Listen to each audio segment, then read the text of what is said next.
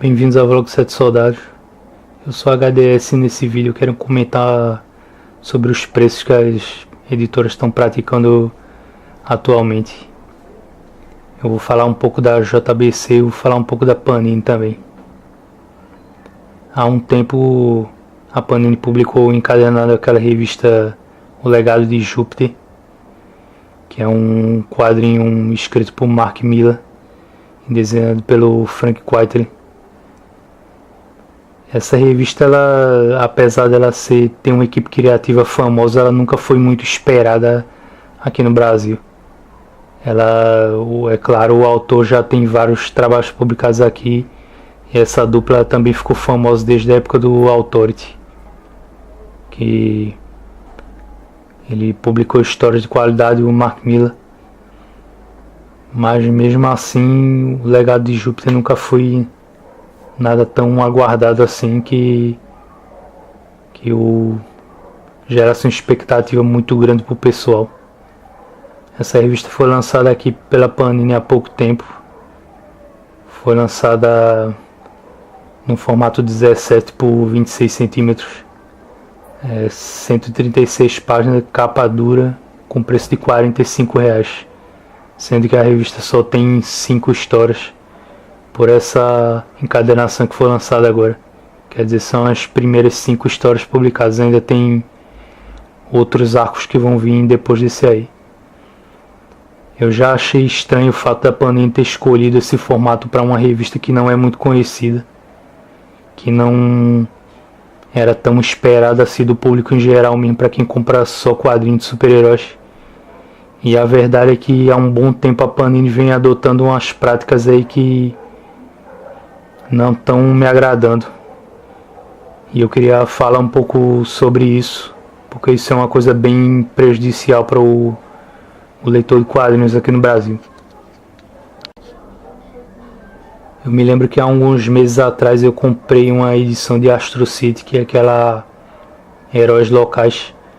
As especificações dela são parecidas com as do Legado de Júpiter, só muda mais a quantidade de páginas. Ela tem 17 por 26 centímetros, 228 páginas, capa cartão LWC, e custou, entre os encadernados de Astro City, é um dos mais caros que já foi publicado, que é R$28,90 o valor desse encadernado Heróis Locais. E quando lançaram essa Legado de Júpiter, quando anunciaram o preço dele, eu fiquei pensando, por que a Panini colocou um preço tão alto? Por que a Panini não escolheu publicar essa revista se ela não é mais famosa sequer do que a própria Astro City ou outras encadernações mais esperadas da nova Marvel, por exemplo, da DC, que são publicadas até num valor mais baixo, e ela pega e publica um quadrinho menos conhecido por um valor desse? É no mínimo estranho. A própria nova Marvel vem sendo publicada aqui no padrão de capa dura, não sei se papel couché ou LWC, há um tempo já. E o que a gente pode perceber, o que qualquer leitor na verdade pode perceber, é o seguinte: a gente está passando por uma situação ruim na economia agora, e ao invés da Panini ou outras editoras também fazerem o que for possível para baratear os quadrinhos, eles estão fazendo o contrário. Eles estão aumentando o preço e aumentando o luxo nas edições para justificar o preço mais elevado. É uma coisa que não faz sentido nenhum. Quem acompanha além da Marvel e da DC aqui no Brasil deve ter percebido que a JBC, há uns dias atrás, ela divulgou uma nota que ela já havia anunciado que lançaria alguma coisa relacionada aos Cavaleiros do Zodíaco, até para acompanhar o aniversário do anime no Brasil, e que ela faria um anúncio. Ela divulgou no canal dela no YouTube, que é o Henshin Online, que vai lançar uma edição definitiva dos Cavaleiros do Zodíaco da série clássica num Kanzenban, que é o volume especial, no caso japonês. Só que quando ela foi divulgar o preço, ela simplesmente anunciou para todo mundo que o o valor da revista seria de R$65, que é um preço completamente irreal, completamente absurdo para qualquer mangá que já foi publicado até hoje no Brasil. Se você fizer uma pesquisa rápida, você vai descobrir que nenhum mangá até hoje nesse país chegou a um patamar de preço desse. É uma coisa completamente fora do comum.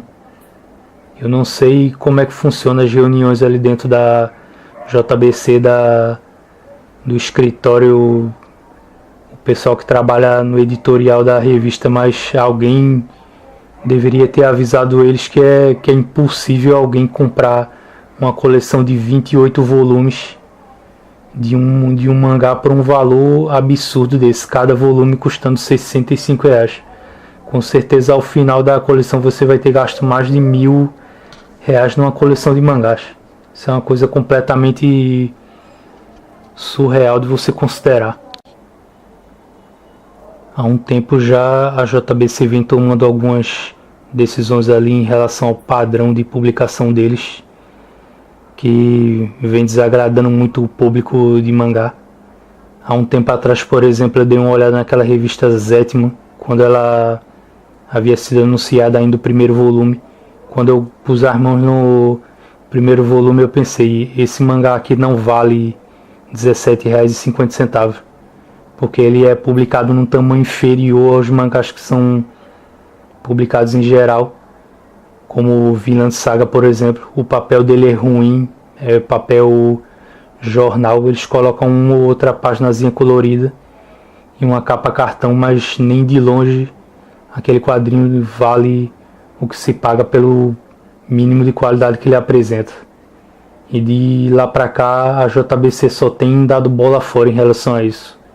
Ela lançou aquele mangá de Eden por um valor alto também, se eu não me engano, por R$39,90, que é um valor grande, que eles dizem que é pro formato especial do mangá. E a tendência é cada vez mais ela é aumentando o preço. Outro exemplo que me chamou a atenção recentemente, essa edição é mais nova do que qualquer outra que eu já citei aqui, é a edição do Indestrutível Hulk, do Mark Waid. Essa revista está sendo publicada num padrão de luxo também, com o detalhe que ela tem 17 por 26 centímetros de medidas, que é o tamanho de uma revista em formato americano. O miolo dela é em papel couché, tem capa dura, 268 páginas. Quer dizer, ela não tem mais páginas, por exemplo, do que o volume de Astro City Heróis Locais que eu havia citado antes. Mas o valor dela está completamente absurdo. Esse volume do encadernado do Hulk do Mark Waid, ele está simplesmente custando R$80. É um dos preços mais descabidos que eu já vi a Panini colocar num volume só, sendo que eu não sei se ele reúne a série inteira por essa quantidade de páginas, mas mesmo que reunisse, vamos supor que ele tivesse 12 edições. Se você comparar com uma revista como o Homem-Aranha Caído Entre os Mortos, que é do Mark Millar e do Frank Cho, que foi publicada há uns anos atrás, ela tinha 12 edições na encadernação e custava R$35,90, se eu bem me lembro. É um valor bem menor para uma série bem longa e publicada na íntegra. É o que eu venho dizendo, a Panini ela está seguindo por uma linha editorial que eu acho suicida, tendo em vista a situação do mercado hoje em dia. É claro que o mercado não está ruim, mas a economia está indo contrária ao crescimento do mercado de quadrinhos aqui, de entretenimento em geral. E a Panini, eu tenho certeza, a Panini está dando um tiro no pé, aumentando tanto o valor das encadernações normais dela. Não são só as encadernações de luxo, são as encadernações normais dela que andam aumentando muito de preço. As editoras aqui no Brasil, para variar, elas não estão levando em consideração o leitor. Elas estão contribuindo, pelo contrário, elas estão contribuindo cada vez mais para elitizar as histórias em quadrinhos aqui no Brasil. Outro detalhe que você percebe em relação a essas empresas aqui é que dinheiro sempre foi um assunto que as editoras aqui elas evitam falar. Dinheiro aqui é um assunto sagrado para as editoras. Você nunca vê uma editora divulgando números de vendas de tiragens de revistas que ela publicou. Também, logicamente, ela não vai querer divulgar números de perdas de tiragens que ela vendeu pouco, de quadrinhos que ela tentou lançar e não conseguiu vender o suficiente, não conseguiu tornar o quadrinho vendável para poder ele se pagar. E toda vez que você vai tratar sobre dinheiro com os editores aqui no país, pelo menos com as pessoas que conseguem ter acesso, conseguem entrevistar os editores-chefes de empresas grandes feito a Panini, eles desconversam, eles nunca tocam nesse assunto de dinheiro. Para piorar, você vê o exemplo desse pessoal que trabalha em sites, em blogs, em canais do YouTube. Toda vez que eles têm chance de chegar nesse pessoal, eles nunca aproveitam a oportunidade para questionar em relação a isso, ao dinheiro, qual é o critério que a empresa usa para colocar o preço de capa nas edições.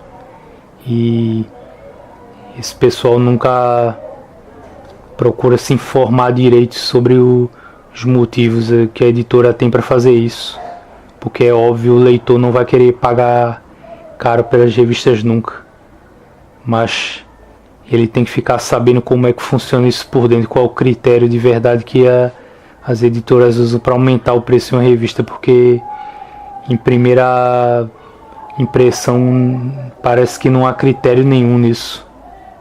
Às vezes você vê uma revista sendo publicada num padrão de qualidade mais baixo, só que ela acaba cara do mesmo jeito. Às vezes você vê uma revista sendo publicada num padrão de qualidade alto, mas ela fica um tanto barata, mais barata, ou é vendida em pré-venda por um valor bem mais baixo do que o que é anunciado oficialmente, e você nunca sabe no fim das contas qual é o valor real da revista, porque os próprios editores, os próprios profissionais que trabalham dentro das editoras não esclarecem isso para o leitor.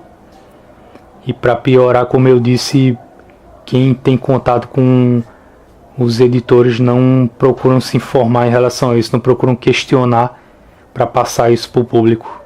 Atualmente no Brasil nós temos aí editoras como a Devir ou a Mitos, que já há um bom tempo vem atuando no mercado, e elas publicam de um modo completamente esquisito, sempre do modo mais prejudicial possível para o leitor. Colocam preços abusivos, principalmente a Mitos. A Devir lança quadrinhos em formatos ruins, inferiores em geral ao formato americano. A Mitos também apronta muito em relação à qualidade das revistas. Às vezes ela vem com preço alto, mas a correção do texto dela vem todo errado. O padrão de publicação dela não é bom também, em proporção ao preço que se paga por elas. E isso parece que está virando padrão para várias outras editoras. A Panini deveria oferecer exatamente uma opção em relação a essas editoras aí. Por ser editora que detém mais direitos, detém os direitos de Marvel, DC, Vertigo, Wildstorm, alguns mangás, também alguns quadrinhos europeus. Ela deveria servir de opção para que se pagasse mais barato, e não ficasse vítima, refém dessas editoras aí que não tem capacidade de publicar quadrinho em grandes quantidades como a Panini publica.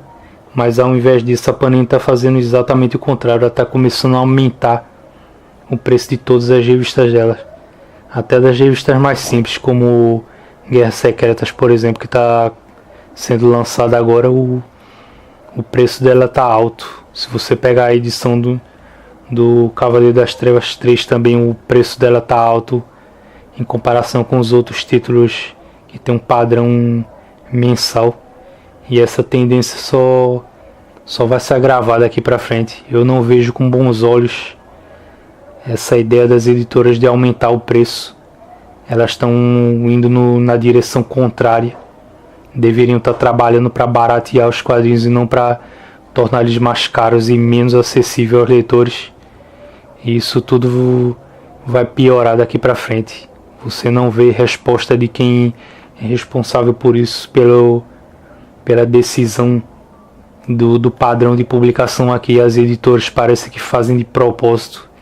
Parece que elas querem publicar o quadrinho da forma mais dispendiosa possível, sem se importar se o leitor vai ter condições de comprar ou não. É só você ver o absurdo desse caso da JBC com os Cavaleiros do Zodíaco. R$65 em um volume só de um mangá é uma coisa completamente absurda. Não dá pra nenhum colecionador, não interessa o nível de qualidade de vida que ele tenha, levar em consideração uma coleção dessa. Na Mitos também você vê aquela coleção do Conan custando R$79. Quantos volumes essa coleção vai ter para que um colecionador, um fã do personagem, tenha que comprar 12 volumes, se quer 15 ou 20 volumes? O preço final por uma coleção vai sair completamente absurdo.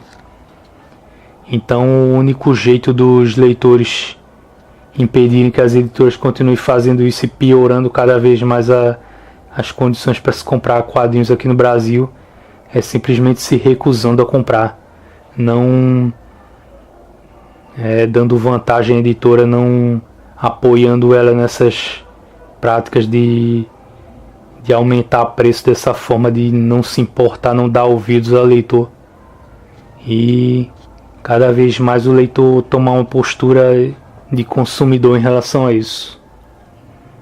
Assim essas coisas daqui pra frente vão ter alguma chance de mudar ou de melhorar. Bem, se você assistiu o vídeo até aqui, obrigado e até o próximo vídeo.